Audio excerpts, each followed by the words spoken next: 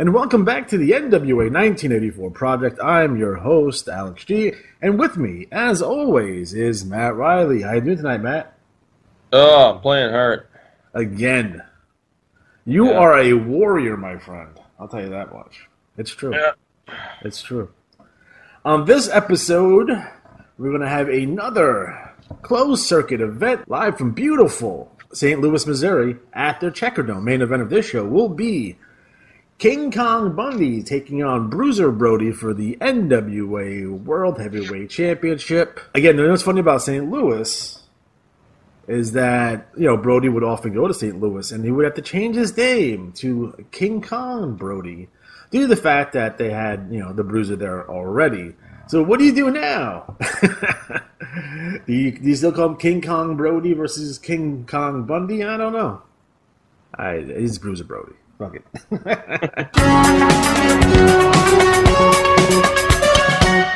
So first up, we're going to talk about WWE Evolution. Now, I did get the privilege of going to this show with my wife and my 5-year-old daughter, who had a fantastic time, actually. I was actually quite surprised. She stayed for the entire show, and she was into it, so I was very happy to see that. The show emanated from beautiful and palatial Uniondale, Long Island, at the Nassau Coliseum. Now, the Nassau Coliseum, home of many great events. WrestleMania 2, obviously. You have SummerSlam 02, and Brock Lesnar won his first WWE Championship. But this is the first all-women's pay-per-view for the WWE. Again, a lot of people thought going into this event, number one, that it wouldn't sell out, but all records out there indicate that it did sell out, although we did see ticket prices go as low as $6 in some areas of the arena. But, being there live, there weren't any empty seats. So it was packed to the rafters. And, historically, people have said in the past that the Nassau Coliseum has been, historically a dead crowd. Not for this show. That arena was very, very loud. Now, it may or may not have translated on television, and maybe some of the reactions they may have muted, but the arena was very, very loud. It reminded me more of a Raw after WrestleMania type crowd or NXT TakeOver crowd. Again, it's very similar to that. In terms of demographics, now, going into this show, we weren't necessarily all that sure what would be the demographics. Would it be more women attending the show than in the past, or would it be just the same old? And to be honest, there were a lot more women that I've noticed at this show. So I think it went like 60-40, 60% men, 40% women. Lots of kids at this show, lots of young girls, much like my daughter. So that was good to see. Going into this event, I think a lot of people have felt that the creative going into this event in terms of feud, storylines, and angles weren't as strong as they could have been. There was a lot of dream matches that, people thought we should have had. Would it be, Trish Stratus versus Sasha Banks and what have you. And that, wasn't the case, unfortunately. And I guess the big thing was Alexa Bliss' injury. So she was actually subbed out for Alicia Fox, which is interesting. Starting off with the dark match, we had Rhea Ripley, who defeated Naomi Kai, and this was a single match for the NXT UK Women's Championship. Overall, that was a good match. Again, the crowd was a late arriving crowd, so they were still in their concessions, and they were still buying their souvenirs and their popcorn and their sodas. So, but overall, the match was really, really good. I did enjoy the match. Nice job by both these young ladies. To open the show, they went straight off with the legends. They had Trish Stratus and Lita, and they defeated Mickie James and Alicia Fox with Alexa Bliss in a tag team match. They won 11:05. I don't know, Matt. Lita, to me, frightens me a lot. Still? At the end of the day, I feel like she's going to get hurt. And we know she has injuries in the past, especially with the neck injury and what have you, and she's a little sloppier than, she was always kind of sloppy. If you go back and watch her matches again, great athleticism. She's a good worker, decent promo. But, now at her age and with the accumulation of injuries, it does give me pause anytime I see her wrestle. So, You don't want to see her get hurt. Trish Stratus looked great. She didn't look like she lost a step at all. Mickie James was the workhorse of that match, obviously, because Alicia Fox is also in it. Mickie James is fantastic. Alicia Fox did botch the ending of this match. She was supposed to break up a 3 count, but she was late, so the referee had to hold up. He should have faked a heart attack or something. Oh no, my heart. Yeah, all right. But, that wouldn't be the only botch on this show, but, que sera, sera. Trish Stratus and Lita did get one of the bigger reactions of the night. I think the biggest reaction, was Becky Lynch, and we'll go into that when we get to her match. Nia Jax got a really strong reaction. Obviously, Sasha, Bayley, and Natalya got really strong reactions as well. Trish and Lita got a huge ovation, so it was nice to see. Speaking of Nia Jax, she won the 20 Women Over the Top Battle Royal, and this is for a Women's Championship match. It went 16-10.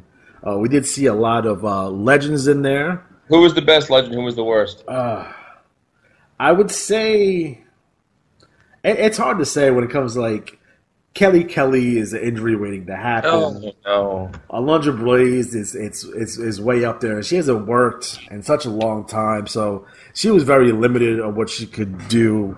Maria Kanellis looked actually pretty good, although she's not necessarily a legend, but she's someone who's been working for quite a while. Michelle McCool also looked very good. Ivory looked badass. I think she can still go. From Glow? From Glow. She's been in the business forever, and she looks like she still has it. So her and Molly Holly are probably the two best that really stand out to me. In terms of legend. We had Nia Jax, who won by eliminating Ember Moon. I guess the big story in this match, they had the Tamina-Nia Jax interaction again, which got from the crowd, which is always nice to see. To me, if they really want to get this female tag team division up and running, you put Tamina and Nia Jax as a tag team, and they're this generation's female road warriors. Is devastating, destroy everyone on their path. Ember Moon, who's exceptionally over at this point, although she's been booked poorly on television up until this point. She was the last person to get eliminated by Nia Jax. They did the angle where Zelina Vega was like hiding for the entire match, and she comes in right at the end. Just to get press slammed over the top rope by Nia Jax, which is awesome. So I think overall, I think the Battle Royal was a lot of fun. Battle Royals are just tricky business because, a lot of the time, they could be boring or kind of, if Andre's in the Battle Royal, he's winning, kind of, your typical fare. But this one was actually a lot of fun, so I was really happy to see that. Next up, we had the Mae Young Classic Tournament final match. You had Toni Storm versus Io Shirai. And I thought this match was really, really good. Toni Storm is just a look into the future. I mean, she's only 23. She's 23 years old. Oh, wow. And I think she's going to be a big star moving forward coming off this tournament win. The match was really good. Again, strong reactions for both women here, so that was good to see. Next up, we had the 6-woman tag team match. This was Sasha Banks, Bayley, and Natalya, who defeated the Riot Squad, Ruby Riott, Liv Morgan, and Sarah Logan. And a 6-woman tag team match. This went 13-10. Again, all 6 of these young ladies can go. They can work. And, for the exception of Sasha Banks, once again, botching a dive for the 1,000th time. Yeah, I saw that. That was bad. Bad. They kind of saved it because, they kind of just chucked her into the guardrail. So they kind of saved it on the spot, but it was like, ooh. I wish Sasha would stop diving from the ring to the floor. Historically, she lands on her face. Right. Bayley looks strong. Natalya looks strong. Ruby Riott, again, is probably the person that they're really looking at the push here out of this group, although I do prefer Liv Morgan personally myself. But overall, a fun match. I thought it was a really good showcase for these 6 women. Next up, and this may be the second best match of the night, we had Shayna Baszler taking on Kairi Sane, and this was a singles match for the NXT Women's Champion. Now, Baszler is amazing. She's frightening. I think she can beat the shit out of most men. You know what I mean? Her transitions going into submissions were fantastic. Sane, was really kind of, being aggressive here because, this is a big challenge for her. They did a spot where we had the person in the crowd who calls Sane to lose the match is probably setting something up for something in the future. But I think overall this match was fantastic. Second match of the night. It might be one of the top women's matches of the year. It was that good, and we got two of them on this show. So Shayna is no joke. She's going to be the face of the division for a very, very long time. And you put her against Ronda Rousey in the future once Ronda gets some more big match experience underneath her belt. I think that's going to be a fantastic match. Next up, we had Becky Lynch, who defeated Charlotte Flair in the last women's standing match for the WWE SmackDown Women's Championship. This match went 28-40. Wow. And this match was as advertised. It might be the best women's match of all time. It's a very good possibility of that. In terms of North America and the WWE, just want to make that clear. Yeah. Because someone saying, well, in Japan. I'm like, yes, I know. We know. Trust, I watch. I know. The crowd was soundly and resoundingly behind Becky Lynch. Really? To the point where they were singing her theme song after her music cut off. It was 100% Becky, 0 Charlotte on this one. Uh-oh. And I think when it comes down to when people got to realize, I think WWE in general has to realize the people in general, they want baby faces with attitude, for lack of a better expression. Yeah. They want some edge on these characters. They want some badassness in these characters. They don't want baby faces who are slapping hands and kissing babies on the way down to the ring. They want to see some badasses, and Becky Lynch is, now a badass. And, that match with Charlotte, although, Charlotte did her best John Cena Hulk Hogan impression, basically getting up from everything. Would be, they did a spot where Becky just piles shit on top of her. So she couldn't get up, but eventually she did make it up for the count. Kind of weird, and I haven't watched a Last Man Standing match in quite a while in terms of WWE, at least not to my recent memory. But from what I understand, Last Man Standing matches, the ones that I've watched, you have to get a pinfall, then they start to count. This one didn't do that. The wrestler would signal to the referee to make a count, and they would count to 10. If that wrestler didn't get up, they would lose the match. Which seems kind of weird, but what are you going to do? But overall, I mean, both these women brought it. We've been talking about quite a bit in the last couple episodes about how the women's division needs some violence. And this match was all violence. We saw ladders, we saw tables, we saw chairs, we saw kendo sticks. It was violent. Blood? No blood. And I felt this match needed it, too. If you had the blood, it would have took it to another level. Blood would have made it 5 stars, I think. But, red means green, brother.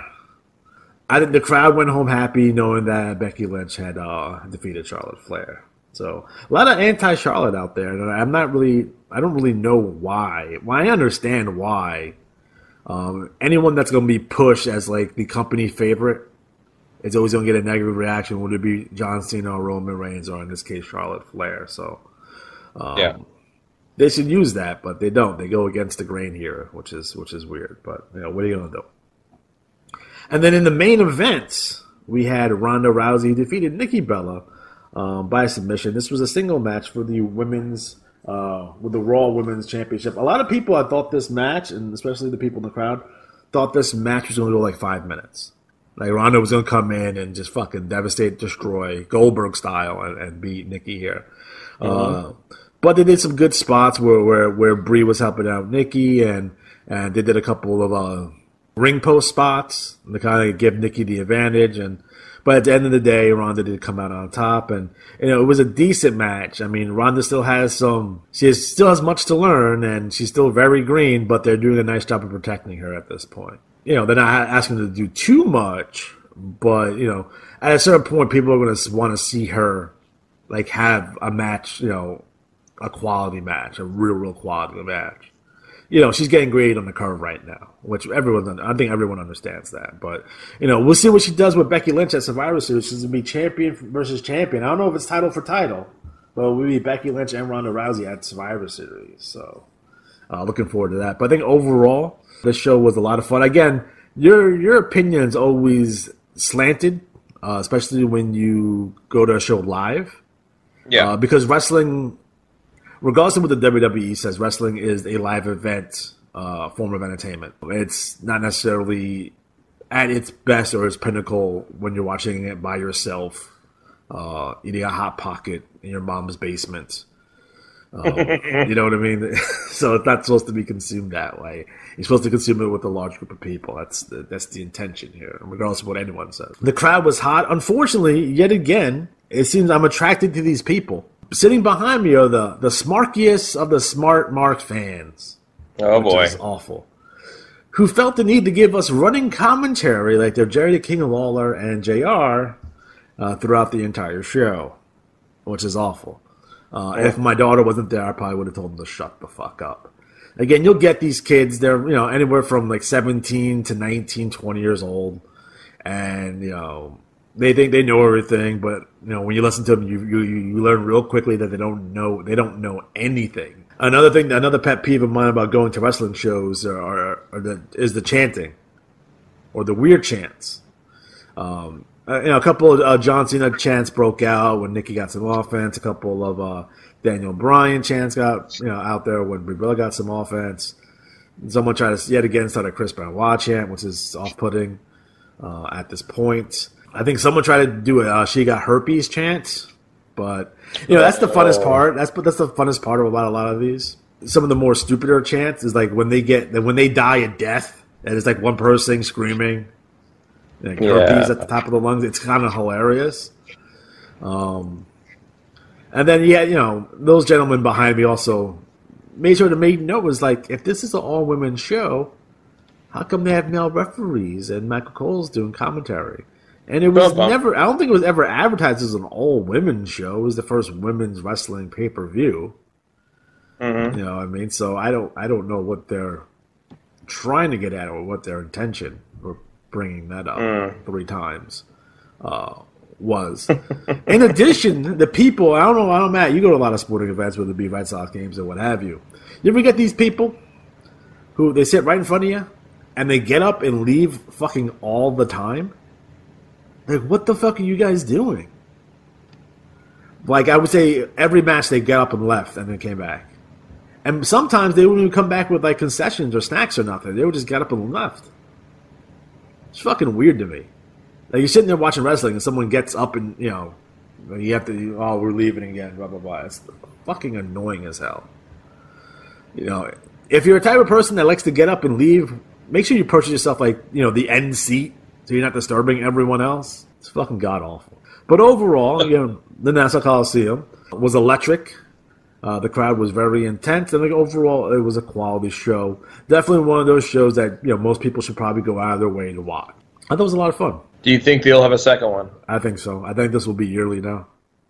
Annual event? Yeah, I didn't think I had to pick the right towns for this. Well, you know what? I had the idea what they ought to do is bring back a Saturday Night's Main Event, but all women. That way you get that, it's Saturday Night's Main Event, but it's all women, and you can get play that role of like, that's a bit different. I'll check it out. No? Yeah, I think a lot of nostalgia in there because everyone loves it. And I don't know, they brought it back in the past. They never really, because to be completely honest, if you go back and watch some of the old Saturday Night's Main Events, right, they're awesome.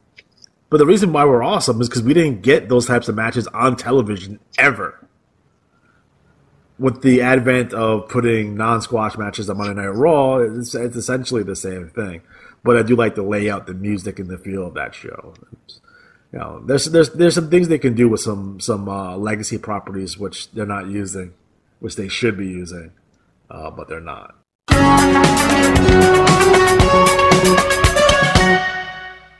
In the news last week, because unfortunately we did not have a show last week due to technical difficulties, goddamn internet. There's actually a show out there it sounds like me just talking to myself, which I may put out there eventually as like a bonus episode or something down the road because I sound insane. We did talk about Roman Reigns and the fact that he is now battling leukemia once again. So, Matt, what are your thoughts on the Roman Reigns situation? Well, I think the reveal, from what I understand, was kept secret for the most part, and it was because the only reports we got earlier that day that Roman Reigns might be out with an injury. That's all we heard. Right.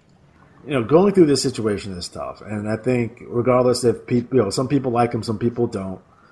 Everyone's been affected by cancer. Everyone knows a family member or a friend that's been, that's battled cancer. That's battled cancer, and a lot of us have lost, loved ones due to cancer. So, right. I think for us, who a lot of people are out there saying right now, well, if you booed Roman Reigns, you can't feel bad for him now.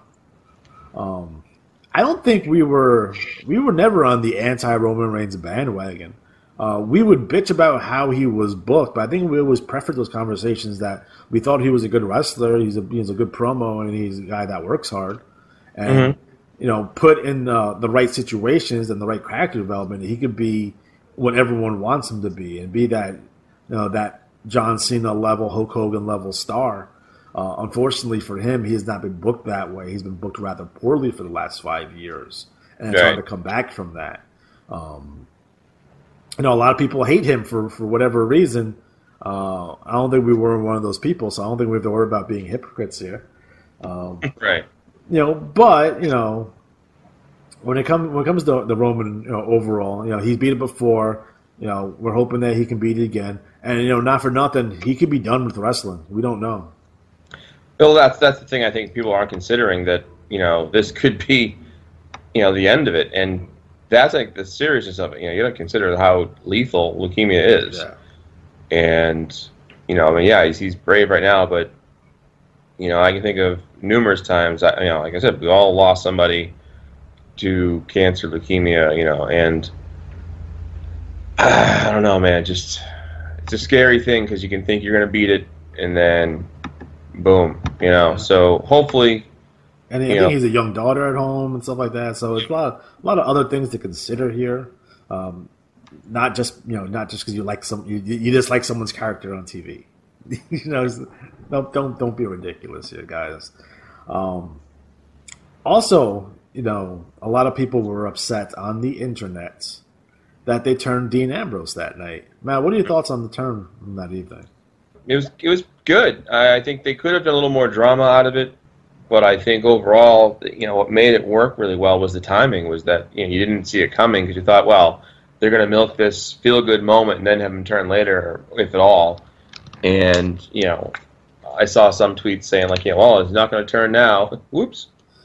Yeah, it definitely came out of nowhere and that's the best time to do that. And I think Roman was on board for that as well. I mean, in terms of wrestling, the show must go on at that point, and now you're going to be able to spin off because that Shield, Roman's leaving. That Shield angle is dead now. You know what I mean?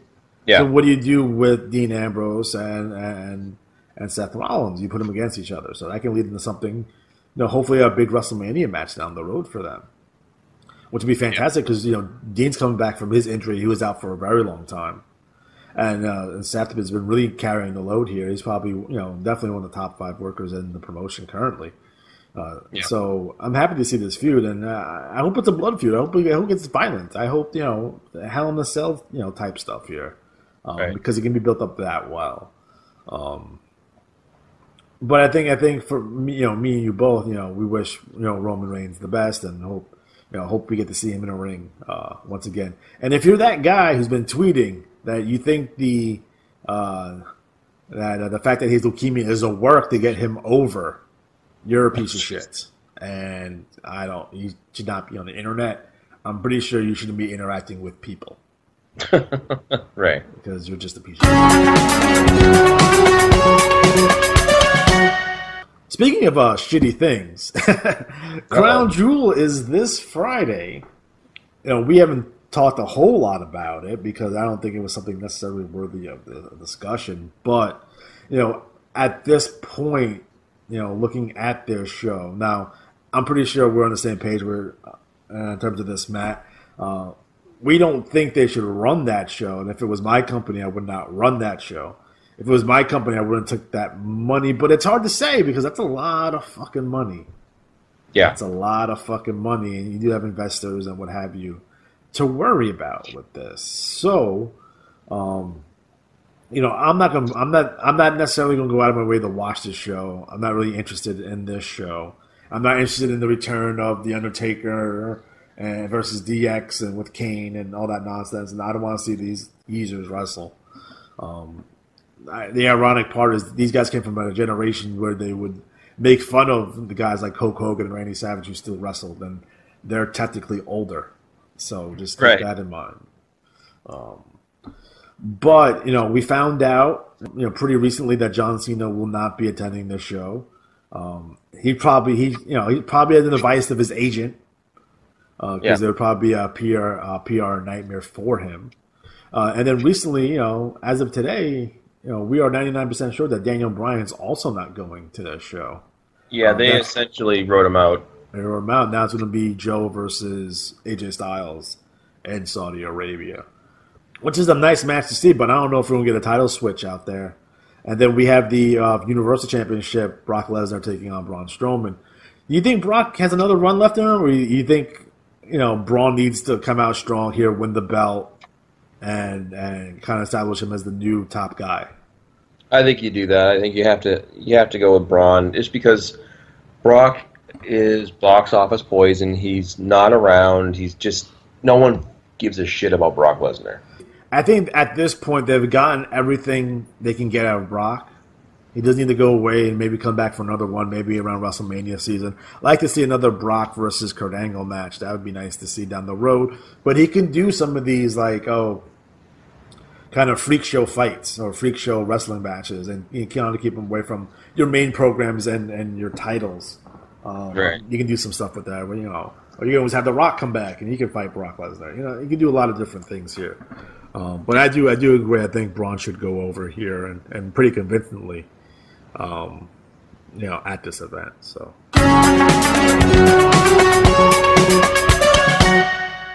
All right, guys. Now it's time for our Pro Wrestler Spotlight, and we're going to start off with the person main eventing this show that you're currently watching, King Kong Bundy. Last week here on World Class Championship Wrestling, Fritz Von Erich revealed the evidence that proved that there was a bounty placed on Kerry Von Erich to have him injured by Ric Flair paid to Gary Hart. It was also revealed by Fritz Von Erich that King Kong Bundy was the man who gave him the evidence. Bundy had agreed last week to tell us the entire story, all the facts about this. Here's Bundy now. Ever since King Kong Bundy's been on strike with H&H Enterprises, he's been working around various docks.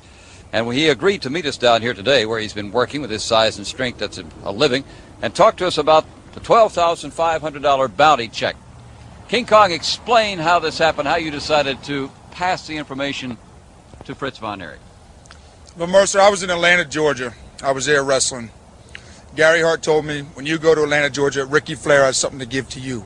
I didn't know what it was. I didn't care what it was at the time. I thought if he wanted the messenger boy, he should have sent the checkmate. He should have sent the dragon. He should have sent somebody like that.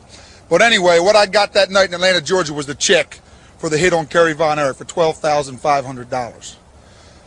So before I took the check back to Gary Hart, I made a copy of it for my own future reference. And then when things were right, I called Fritz Von Erich. And I talked to Fritz Von Erich. I said he wanted the proof about the hit on his little boy Kerry. I said I had the proof.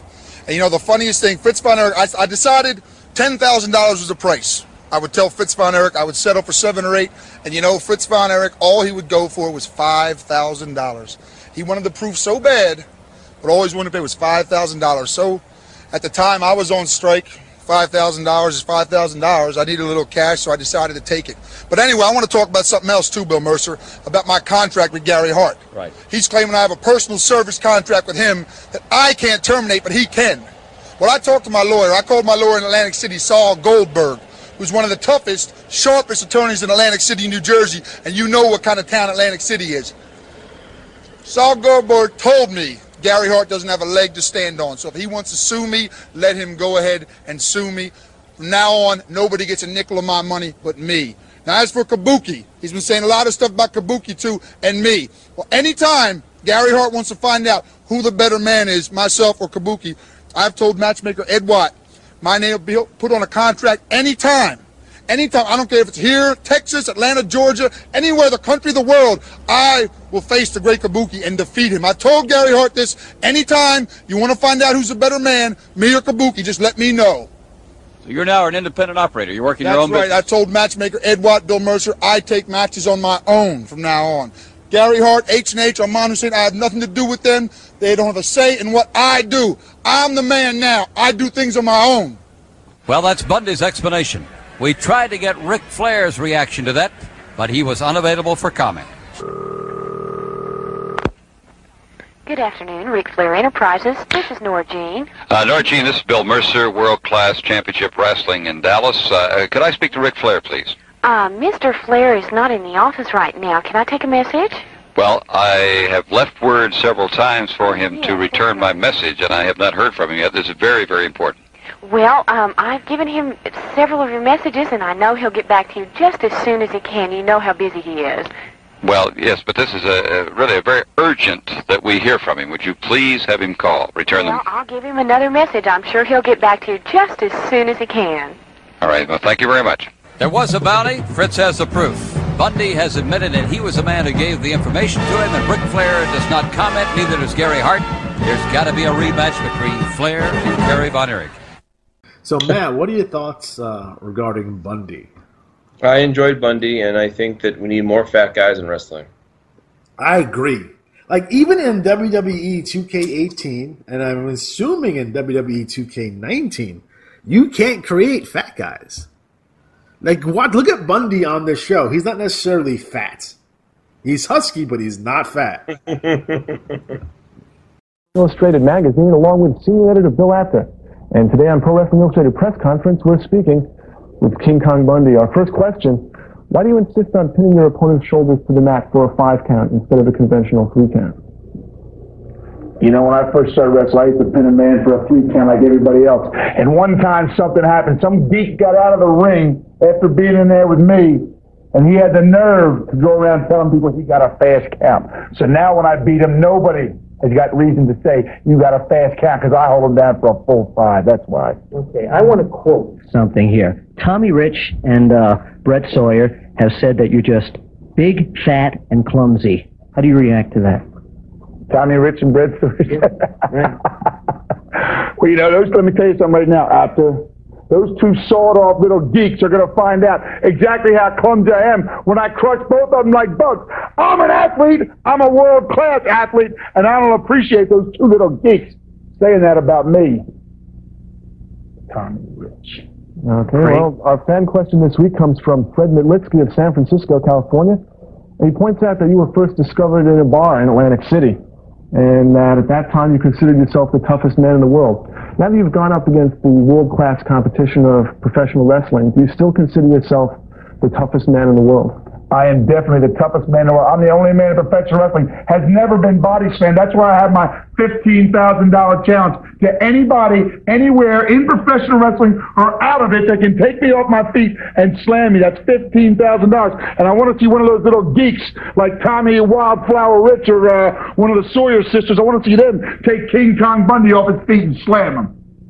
Call me big and fat and clumsy. They're going to pay for that. They're going to pay for it after, and you're going to pay too if you don't shut your mouth. So we're just doing an interview with you, that's all. We're sorry. Well, and that interview is over. I'm afraid if you'd like one of your favorite wrestlers to answer, just mail it down to Pro Wrestling Illustrated Press Conference, Box 48, Rockville Center, New York, 11571. If we use your question on the air, you'll receive absolutely free a Pro Wrestling Illustrated t-shirt. For Bill Apter and for King Kong Bundy, this is Craig Peters. We'll see you next time. Tell you what, that Bundy is a big, impressive man.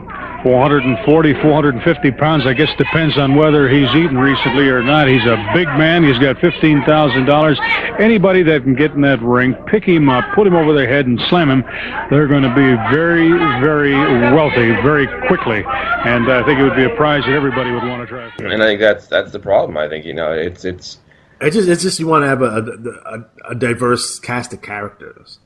Like Right. the fact that everyone looks like they're straight out of GQ is problematic.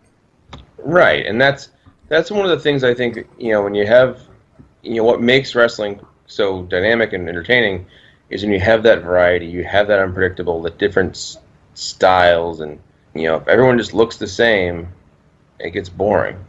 Yeah, big King Kong Bundy. I should have had 2 men in that ring. Nobody can beat the great Bundy, especially any one man. I still got $1,000 cash money in my pocket. To anybody that can pick up 420 pounds and slam it to the mat. I don't care who it is. Dusty Rhodes, Andre the Giant, and now the big cat Ernie Ladd coming back to try and get a piece of King Kong Bundy. Well, let me tell you something, lad. You're making a big mistake, boy. You were a great football player, but when I put the 5 count on you, nothing in football is going to be able to help you. You're going to be like a big tree going down. What do you want? Get out of here. Yuck. It's more than anyone can take you down, big fella. I'm warmed up right now. Let's send it right now, lad. Well, you haven't said nothing, my friend. Ernie, no. Wait a minute, Ernie. Now's not the time or place, believe me. What do you mean, now's not the time or the place? This man's got a lot of hot air coming out of the side of his neck. Yuck. The only thing right now I need to do is get in there. But they told me about the rules and the regulations that I can't go in the ring because they know I'm excited. I'm action when I come out here. I want to get a hold of you loud mouth. Look at the referee. Can I get him out right now? He's got nothing but a loud mouth. If he was any kind of man, he'd be ready for me. Just like I'm ready for him. Well, I'll tell you what. Obviously, when these two do meet, there's going to be a monumental explosion. Let me tell you something, Mr. TV announcer. Always remember one thing. A man inside, big and powerful. I'm 6'9" and over 300 pounds myself. I know Johnny come lately, but a man that size, you got to stop him before he gets started. But see, I'm an old fox. I'm cagey. If I go in the ring right now, he'd probably kick me coming through right now.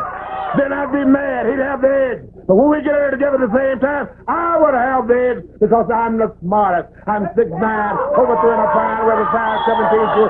It hasn't changed, did it? And brother, and I tell the people, whoever this transpires, you owe it to yourself and get on the telephone and call somebody and tell them that yours truly, Ernie Ladd is coming. I know you saw that movie said Val's Edge is coming out. Well, Ernie Ladd is coming, and I want their loud mouth, and the size don't matter to me. It can be as big as Omar the tent maker. It can be tall as the Ivy Tower. It can be down on the ground. But just let a loud mouth show up, and I'll close that loud mouth for him, because I'm no coward. I'll certainly attest to that. I'll guarantee you that much, but thank goodness we didn't have what I was afraid could have happened right. So, King Kong Bundy debuted March 7th, 1981. He was trained by Larry Sharp at the Monster Factory, and he started out with his ring name as Chris Canyon doing jobs for the WWF. In 1982, he relocated to Texas where he joined World Class Championship Wrestling, and the Bundy character was essentially crafted by the Von Erich family, Fritz in particular. He started as Big Daddy Bundy, and you got the Bundy name because of Ted Bundy, the serial killer. So, eventually he does the big turn, and he's reintroduced as King Kong Bundy. Black singlet, and the hair is gone, and essentially his signature look. Bundy was Fritz Von Erich's opponent in Fritz's 1982 retirement match at Texas Stadium. After that, he did go to the AWA, and he went to the NWA, and he spent some time over in Memphis, teaming up with Rick Rude and Jim Neidhart. Big Stan Hansen, you're talking about 800 and some pounds in that ring. In the honor, you're going down. Let me tell you something, Road Warriors. I needed a toothpick in the past, but I don't need it no more. Because I got that King Kong Bundy and the Omni brother. You're going to meet your match. Get ready. The Lariat and the Splash are coming in the Omni. Road Warriors, get ready, brother, because the biggest and the nastiest is going down. Against Jerry Lawler. So, those Jerry Lawler-Bundy interactions are real fun. I do remember in Georgia, Bundy was part of the Legion of Doom. Now, for those of you who may have forgotten and think the Road Warriors comprised the Legion of Doom, the Legion of Doom were a stable, right, where it had, Jake Roberts, and Bundy was in the stable and a couple other guys along with the Road Warriors. But they did this thing where they finally turned Bundy babyface. Oh, jeez. And King Kong Bundy as a babyface does not work. So, way to go, Ole, on that one. Ew. Situation with King Kong Bundy and Mr. Ellering almost lost it all. Well, I tell you, I just had a few moments to talk to him, and he's got a few words that he'd like to say. We talked about 450 pounds, and he's got something right there.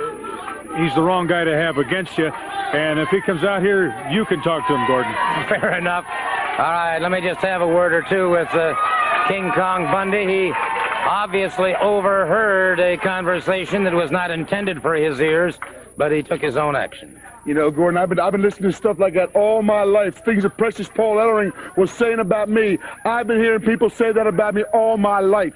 And I'm going to tell you something, Paul Ellering, that you're going to learn, my boy. Nobody talks like that about King Kong Bundy. Nobody talks that way about me. I'll wrestle anybody.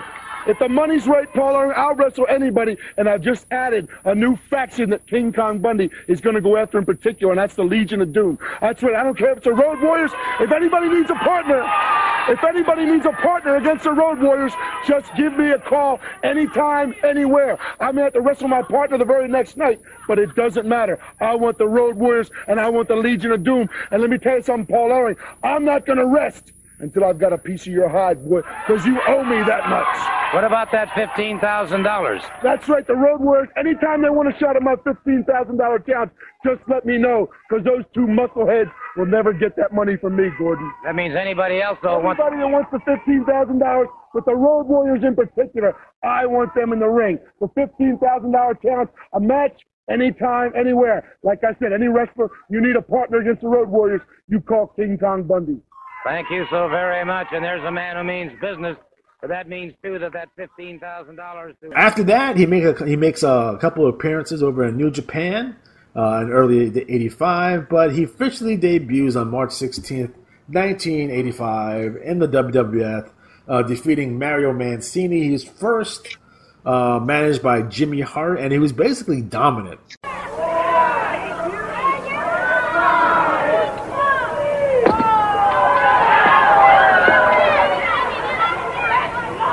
Welcome to this week's edition of Jesse the Body's Body Shop. And what a unique guest I have tonight. Guest, the mouth of the South, Jimmy Hart.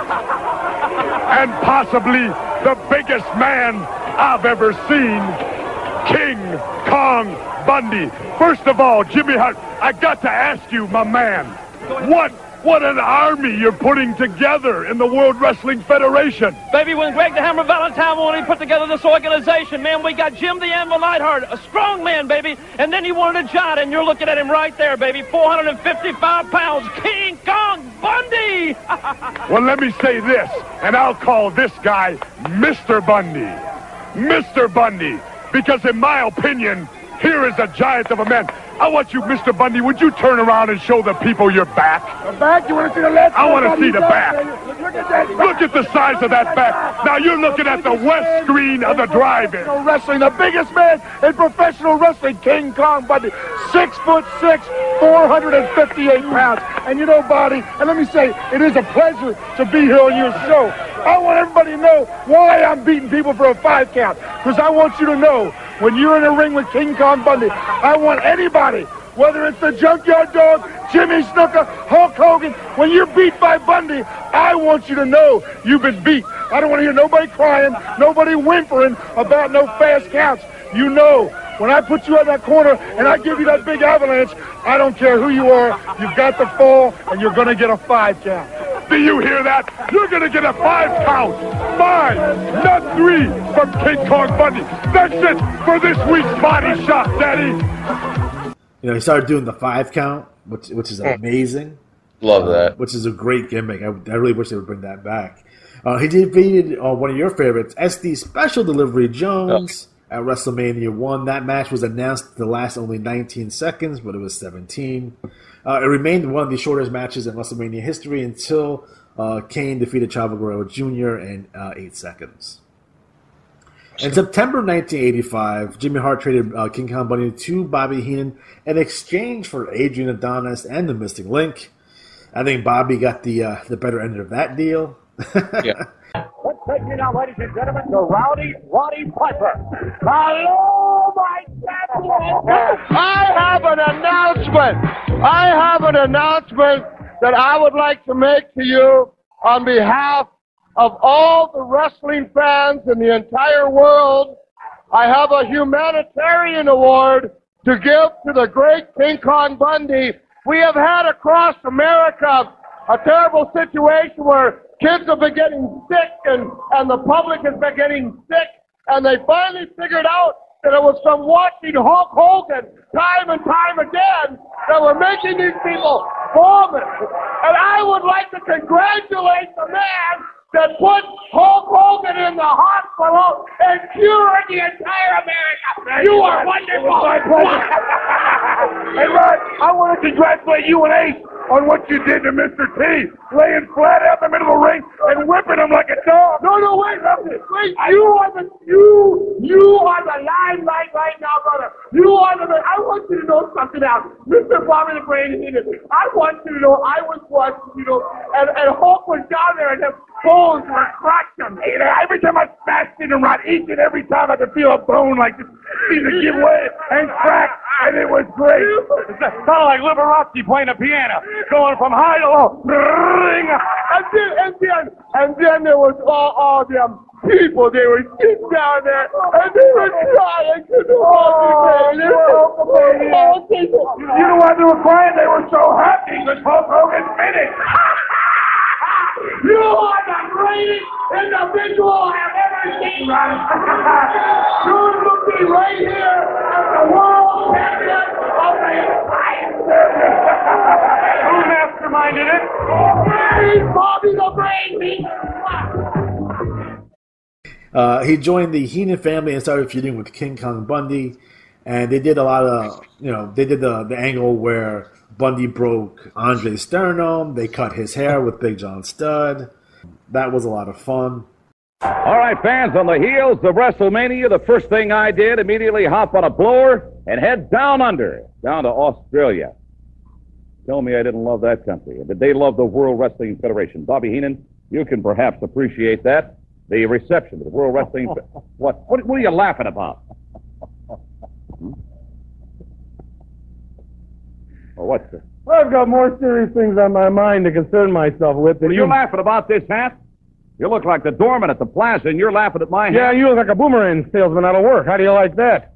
Tell me what I look like. I got $1,000 worth of clothes on here. You're sitting here in a rented job from Seymour's of Furlong Heights or something, whatever, and you got a $3 hat on. You got some Now, wait a minute. King Kong Bundy, Big John Studd, gentlemen, come on in. Yeah, little man, you were out of the country. You went to Australia. I can see it. First time away from home, I bet you really cut loose. I bet you're having a good time, really making a fool out of yourself, making us Americans look bad. I know how you guys are when you go overseas. You are what is known as the ugly American. You've got a point there. Well, let's talk about something important. Let's talk about something Hulk beautiful. Hogan, who's avoiding us. Andre the Giant, who we're looking under every rock, every stump. Everywhere we go, we can't find him. How about Paul Orndorff, who has the $50,000 bounty on him, but he happens to avoid John Studd and King Kong Bundy?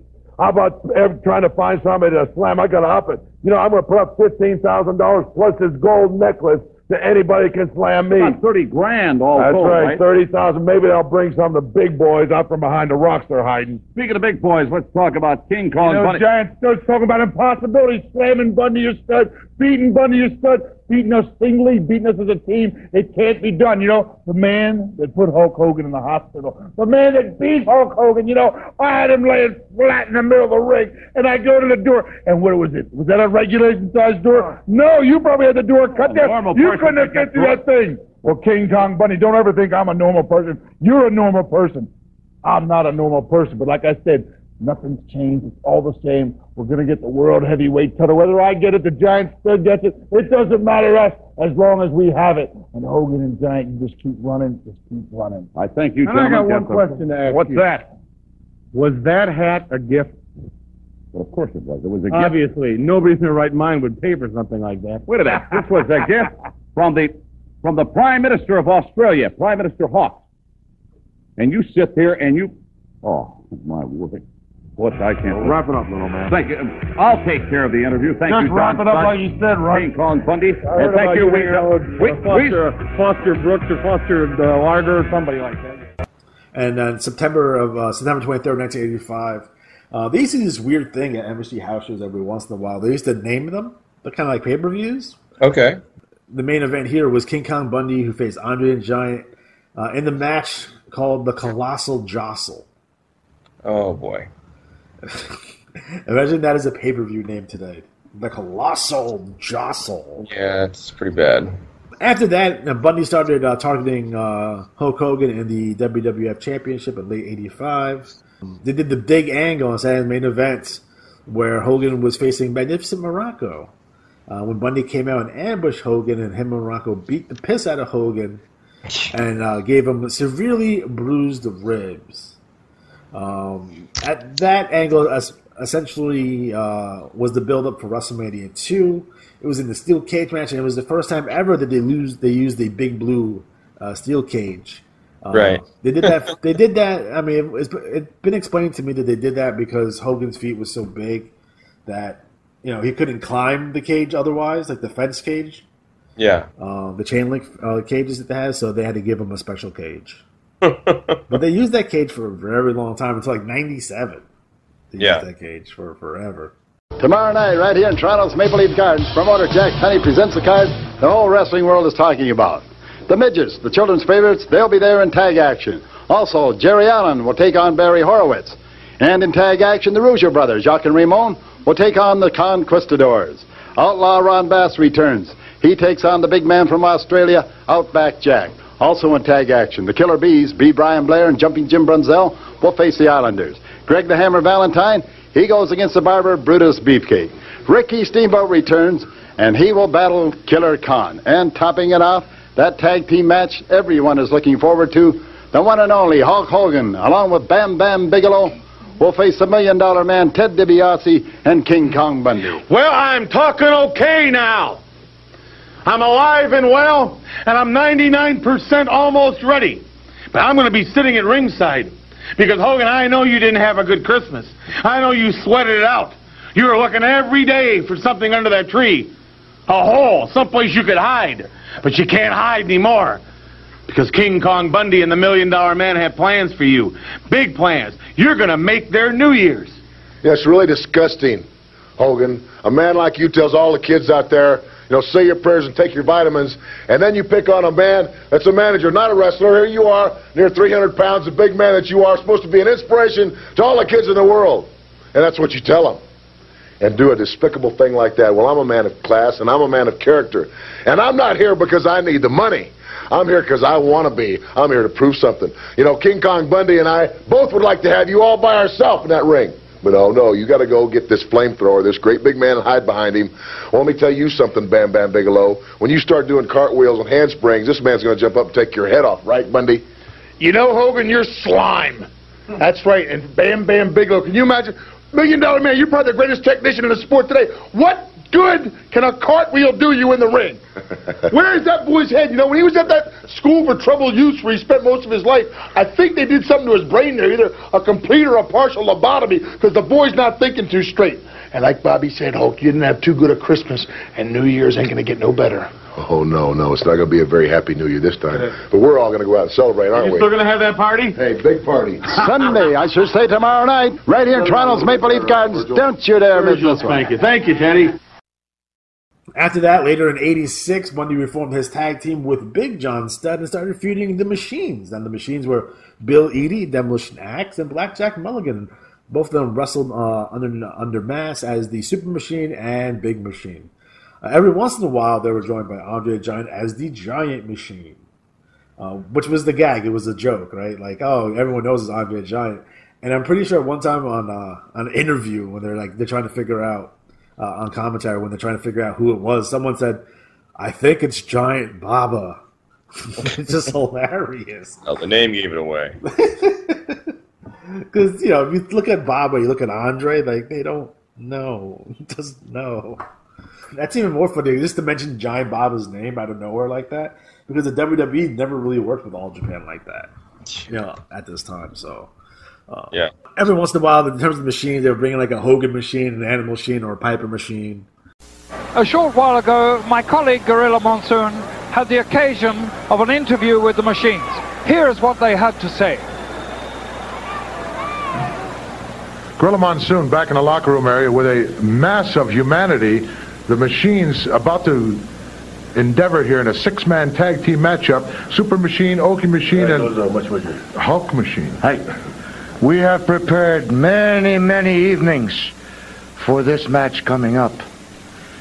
Big Machine, myself, and our good friend and partner, Hulk Machine.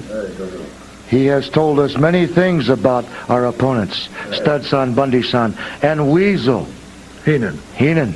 We have prepared physically and mentally. We have gone on strict training program. Our good partner, Hulk Machine, has told us the right way to go. Train and prepare for this battle. Very, very shortly, Heenan's son, known as Weasel, cannot hide, cannot run. We are prepared for war. Super Machine, let me ask you this.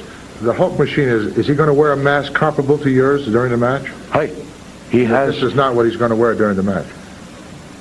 We do not give out secrets before... Don't you worry what the Hulk Machine is going to wear during the match. The reason I got this mask on, man, is I just came from the Mid-City Gym, where Hulk Hogan trains in New York City on 48th and 8th. And I said, how much can the dude bench press, man? How much can Hulk Hogan bench press? So what I did was I got under the bench, 726 pounds. One more pound than Hulk Hogan can do, and I bench pressed it 5 times, man. 5 times. And all the people in the Mid-City Gym, they couldn't believe their eyes. They started fripping out. Fripping out. Fripping out. Hi, fripping out. Yes, fripping out. And Gorilla Monsoon, I was asking where Hulk Hogan was because after the workout, I taped my arm, and it was 24.5 inches, man. 1/2 inch bigger than Hulk Hogan. Wow. Almost as big as the Okie Machine's arm. Wow. The Okie Machine's arm is 20 bowls of rice around, or 27 inches. Chatomati-san, dozo. Hi, Sneaky Japanese.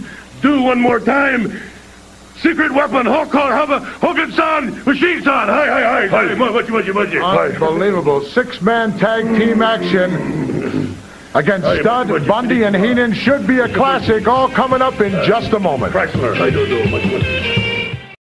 You know, after that angle was over, we see Bundy moving down the card here at WrestleMania 3.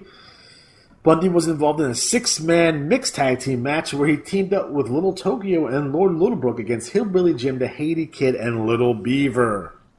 Oh, no. And this is the famous match where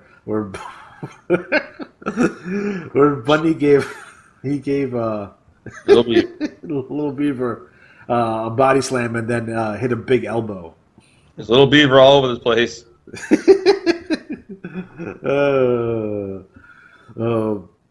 It's funny. He did an interview in 1998. He said that he was not responsible for Beaver's death, and he would not want that in his conscience. Yeah. He would have one other match with Hogan, which he lost on kind of said his main event. He also lost a rematch, so again his push is pretty much over, and he'd be gone in February 1988. After that, he went to semi-retirement. You know, he did a couple of TV shows. He wrestled in 1993 at ECW. It was Eastern Championship Wrestling. And he was on the first ever November to Remember as a mystery tag team partner of Terry Funk, who was who had a match with Road Warrior Hawk and Sabu. So that's an interesting matchup in 1993. But you know, early ECW was like that. You would see British Bulldog and Don Morocco and all these guys before they went to Extreme. In 1994, he returned to the WWE as part of Ted DiBiase's $1 Million Corporation. Oh, yeah, I forgot about that. Yeah, and I think, to be honest, I think one of the reasons they brought him back was that I think they were scared of him going to WCW and like being in the Dungeon of Doom. Because they remember that Hogan is bringing in all his, you know, his Hogan friends. So Earthquake, Boss Man, Duggan, you know, Bundy would fit in right with the Dungeon of Doom and what they were doing. So I think this was just a way to kind of block Bundy from going to WCW. So let's bring him back to the WWF. put him on the Survivor Series team. He had a match with The Undertaker at WrestleMania 11. And, he's basically, after that, he was a jobber. I want to say he had one match with Nash for the belt, which Nash won. He was released on October 1995 after participating in a 20-man Battle Royal Monday Night Raw. After that, he's basically been on the independent circuits until 2006. Well, let's go over to Michael St. John.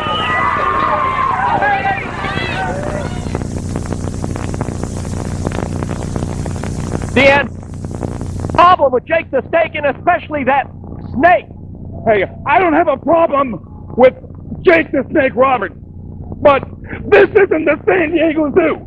I don't want to see any giraffes or rhinoceroses or pythons or cobras. This is a wrestling match, right, Bundy? Son, you talk about problems. Jim the Anvil Neidhart and King Kong Bundy, we don't worry about problems. We worry about solutions. Don't worry about that slimy snake, Anvil. We'll take care of that. Well, you'll have your opportunity, Jake the Snake Roberts, Jim the Anvil Neidhart. Wow, these guys, it's getting crazy back here. Back to you. Like I mentioned before, he did a couple of guest appearances on Married with Children. He was in the Richard Pryor film called Moving. He was on an episode of Weird Science, and then he tried to have a stand-up comedy career, but I don't think that went anywhere with that. And he's one of the guys that's part of that class action suit filed against the WWE for wrestlers who incurred long-term neurological injuries, and they claim that the company routinely failed to care for them, and yada yada yada. But that case was dismissed in September 2018. So that is King Kong Bundy in a nutshell. Next up, we're going to talk about the Guerreros. Now, the Guerreros are currently our United States tag team. Bill After with another special AWA press conference. Today, my guests, the Guerrero brothers, Hector, Armando, and Chavo. First of all, Hector, you guys haven't been able, in any combinations of two, to win the belts from Tanaka and Diamond. How come? You know what? They keep running away. Diamond and Tanaka bring it in the ring, stay in the ring, and any of us in any combination can beat you at any time. Mondo, a lot of people say that as a team, the three of you are great, or the two of you are great, but as single wrestlers, you really can't handle yourselves in singles. What do you say to that? I say that the person doesn't know nothing about professional wrestling, whoever has that, because once we are my father's sons. My father was a professional wrestler. He did not train us together. He trained us individually, but we and our own have come together as a family, and we have proven not only in single matches, but also in tag teams or six-man tags that we can handle ourselves. Be careful, there's a fourth one coming up. Chavo, also you, the $1 Million Rookie several years ago when you first started your career. Tanaka and Diamond, how long is it going to be before you take the belt? As long as they stay in the ring, as long as they don't bring that Diamond Dallas Page, it doesn't matter, man. Every dog has his day. I've said this many times, Bill. You know that. Okay. We've all been junior heavyweight champions of the world, right, and tag team world champions in singles. So it's just a matter of time. Just keep signing that contract, and we're going to be chasing them. And like Hector said, it doesn't matter which combination. And of course, like Mondo said, Eddie's coming up. We got another one, and then I got a son too. So it just keeps going, man. Okay, as a matter of time, we're out of time for Pro Wrestling Illustrated. This is Bill After and the Guerrero brothers, and we'll see you at the matches. Okay, thank you guys. One of the preeminent wrestling families out there, along with like the Harts, the Funks, McMahon's, obviously, the Crockett's. I mean, it's one of those families that have stayed the test of time here. Okay, we're going to be seeing Big Scott Hall in the ring here coming up in just one moment.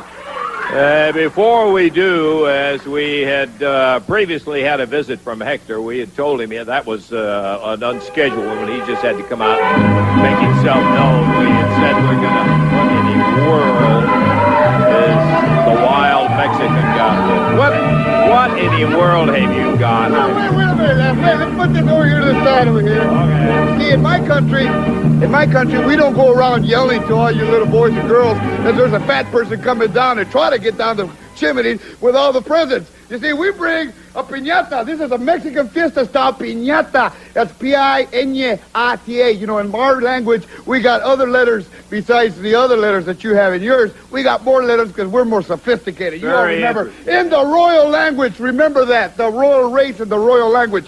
But as a piñata is our time of year, it is also a beautiful Mexican fiesta.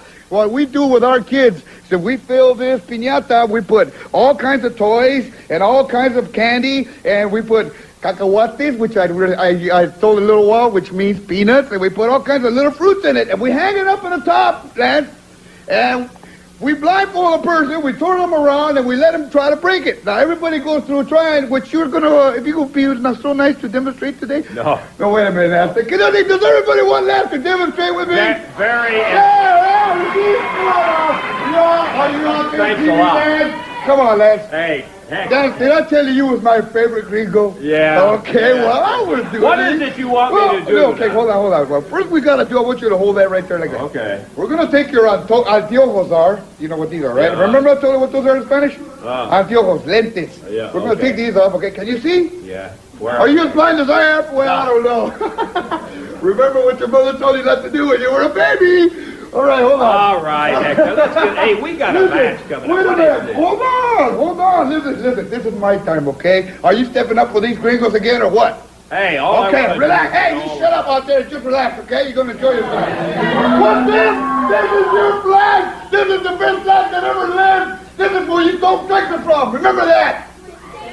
Okay, what we do is we create a little bandana here that, all the buses walking around. Well, what is it? And these ladies, you don't know how to do this. You just get it around in a little circle like this. And then after that, we're going to put it right around you so you can't see that. Hey, wait a minute. Wait a minute, Lance. You can't see. Like you said, you was going to cooperate. Yeah, you're right. So you going to cooperate or not? But listen, with a blindfold with you around, what in the world I promise nothing will happen to you, Lance. I love you. There's a lot of candies that are going to come out, and we're going to give it to all the beautiful kids around the United States so that you can see how good and beautiful our country is to you. Yeah. One moment, Mr. Hey, Lance. can we move it on here? I feel like I've gone into the Twilight Zone or something. This is my time. You understand that? Yeah. All right, hold on there. I hope you all are all worth this for getting this candy out of here. Oh, that's okay. That's okay. Okay. Now, hold on there. Hold on. Okay. Let me see, Dave. Can you come over here and hold this there for a little bit?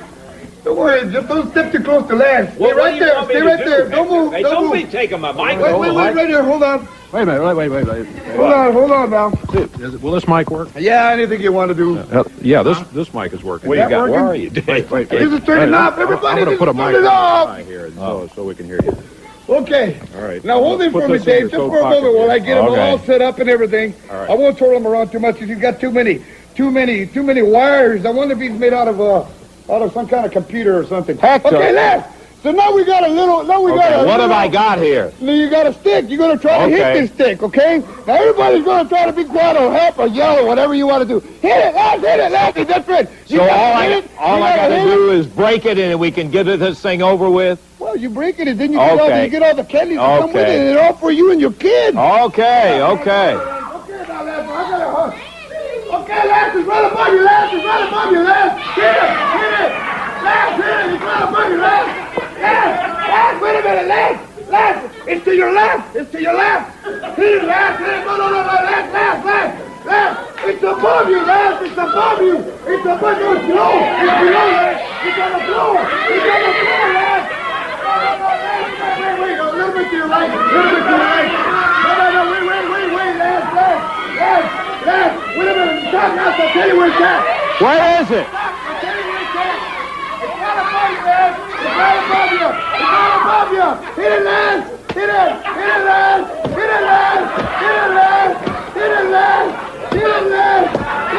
Yeah, you did great. What is that? Wait, Lance. Wait, don't move, Lance. Don't move, Lance. Jesus. Oh. Lance, what up? Oh, my God.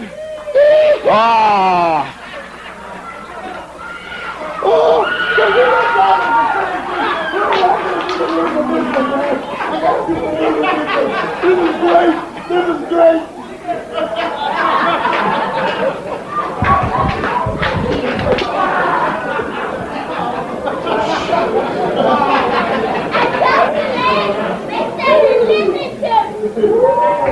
Let's get this stupid thing. Get the match underway. So basically, the team of Chavo and Hector Guerrero is the team that we're currently using, and they would first team up in 1978 in NWA Hollywood. That's the Los Angeles promotion. They would win the America's Tag Team Championship from Black Gordman and Goliath. They go on to have matches with Leroy Brown and Bad News Allen. They just the Guerreros spent a lot of time in Los Angeles. You remember those feuds with Roddy Piper and what have you. So they were a big deal over there. Chavo and Hector, they reunited and went to Championship Wrestling from Florida in 1984. They won the Florida United States Tag Team Championship. It makes no sense to me as the NWA Florida United States Tag Team Champions. They beat Mike Rotunda and Barry Windham, which I'm assuming they're on their way to the WWF. They had the title for 3 months before Chavo quit in September, and then Coco Samoa was substitute for Chavo, and his title defenses against Jim Neidhart and Crusher Khrushchev. So, the team of Chavo and Mondo will go on and wrestle in the AWA, and then we'll go after the AWA World Tag Team Championship, held by Bad Company, which is a super underrated team. No one really talks about Bad Company, the second incarnation of the Orient Express, by the way, if you want to be a jerk about it. They were at Super Clash 3, which is Matt's favorite pay-per-view, and they wrestled Cactus Jack and the Rock and Roll RPMs. No one talks about the Rock and Roll RPMs all that much. I'm going to do a whole show, 30 minutes, on Tommy Lane and Mike Davis at some point. That's going to happen. It's going to be awesome. But yeah, so that's the Guerreros as a tag team in a nutshell. Matt, what are your thoughts on the Guerreros? I enjoy them. I think outside of the Gobbledygooker incident, they did pretty well for themselves. Oh, Lasertron? Atención niños, primero vino Superman, después vino Batman y ahora el ídolo más nuevo aquí a través de la cadena Win. Se trata de Lasertron, un luchador que acaba de llegar de otro planeta muy lejos y que tiene que prender un aparatito para poder comunicarse con nosotros en español. Seas bienvenido, Lasertron. Muchas gracias. Primeramente gustaría saludar a todos los niños de este planeta, porque en nuestro planeta hay mucho niño, mucho amor. El amor viene de los niños, recuerden ustedes todo eso. Y el niño conmigo es lo que yo presento y lo que represento.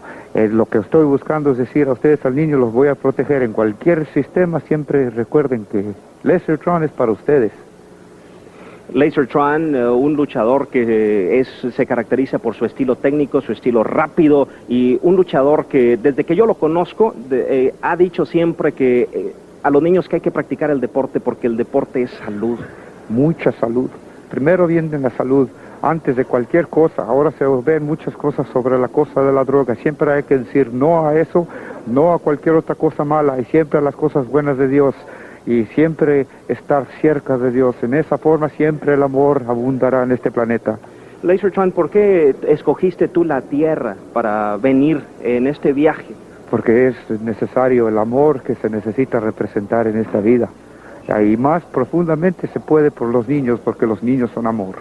Así que ya lo saben, niños, Lasertron está aquí por y para ustedes. Apóyenlo sobre el ring, vengan a verlo y muchos éxitos a Lasertron. Muchas gracias. Aquí los espero los niños. I enjoyed Lasertron. I know you. Can you explain to everyone what the fuck Lasertron was? Yeah, sure. If you were a kid in the 80s, one of the things that came along was a game called Laser Tag. It was you had a pistol with an infrared laser, and there were these sensors, these red dots, like glass things that would pick up the red laser. Well, they had a game called Laser Tag that had a TV show built around it and everything. It was pretty awful. And Lasertron was essentially a gimmick based off the game. And that is just... Was he from the future? Like with the new breed? Yes, he was supposed to be from the future. And he feuded with the new breed briefly. And then the new breed feuded with the Rock and Roll Express. And then I think Chris Champion broke his arm, and that was the end of that. Yeah.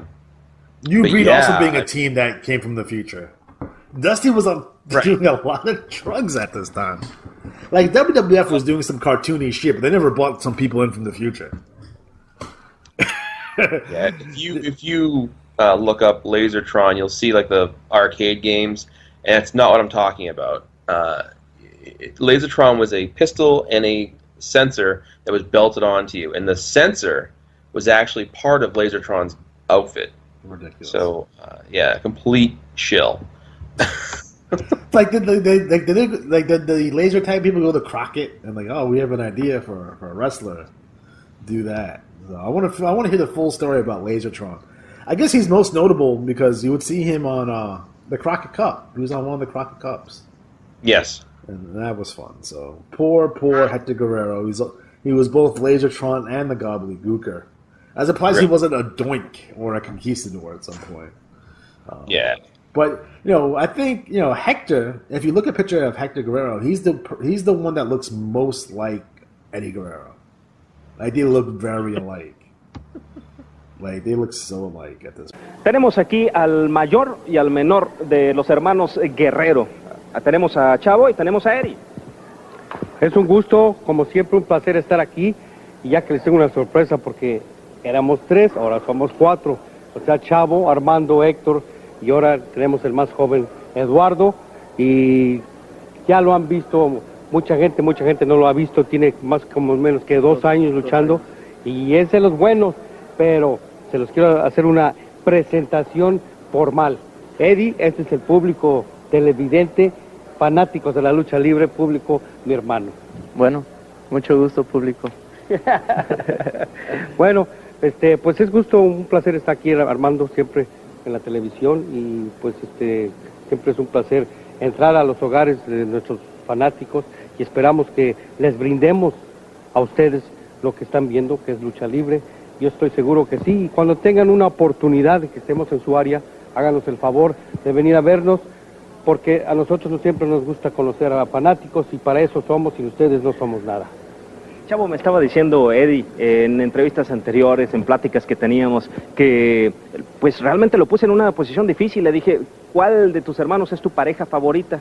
No me quiso decir, ¿eres tú? Bueno, mano, es que, pues es que, mira, mi papá nos enseñó a luchar. Si luchas con un contrario todos los días, todas las luchas deben ser diferentes. Entonces, todas las parejas somos diferentes, porque no nada más somos hermanos. Es una ventaja, a veces una desventaja, pero pensamos muy igual. Pero para él, igual que para mí, yo no puedo decir cuál es mi favorito, porque todos nos acoplamos, uno es bueno para eso, cada quien sus puntos buenos, sus puntos malos, pero nos combinamos muy bien arriba del ring como pareja. Pues Eddie, seas bienvenido a la organización Bueno, WIN. Yo nomás quiero mandar un saludo al público, ya que los conozco. Les quiero decir que los amo, aunque no los ha visto, y espero en verlos en sus pueblos muy pronto. Chavo y Eddie Guerrero, el mayor y el menor. The Guerrero family in general, again, you have Chavo Sr., Mondo, Hector. You got Chavo Jr. out there. You have Eddie, obviously out there. And then you have Eddie's daughter, who's a professional wrestler. Although I don't think she's currently active, although she might be. She was last active February 2018. So, I believe she was signed to NXT for a little bit. I think she was released. And she is married to Aiden English. So Aiden English is a Guerrero by marriage. So, wow. Good for him. Yeah. All right, guys. So we are officially out of time. So for Matt Riley, I am Alex G.